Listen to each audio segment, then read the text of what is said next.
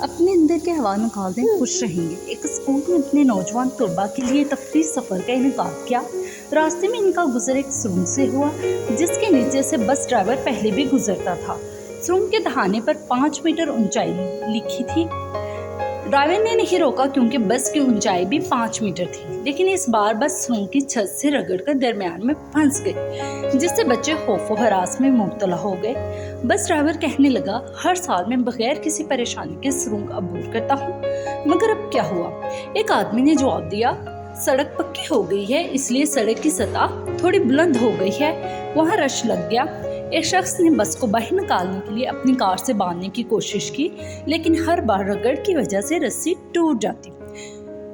بس کو کھینچنے کے لیے ایک مضبوط کرین لانے کا مشورہ دیا اور کچھ نے کھود کر توڑنے کا مشورہ دیا۔ ان مختلف تجاویز کے درمیان ایک بچہ بس سے اترا اور کہا، میرے پاس حل ہے۔ اس نے کہا، پروفیسر صاحب نے ہمیں پچھلے سال ایک سبق دیا تھا اور کہا تھا ہمیں اپنے اندر سے غرور و تکبر، نفرت، خود غرضی اور لالچ کو نکال دینا چاہیے، جن کی وجہ سے ہم لوگوں کے سامنے پھولے ہوئے ہوتے ہیں۔ اگر ہم ان الفاظ کو بس پر لگا دیں اور اس کے ٹائروں سے تھوڑی سی ہوا نکال دیں تو وہ سرنگ کی چھت سے نیچے اترنا شروع کر دے گی اور ہم بحفاظت گزر جائیں گے۔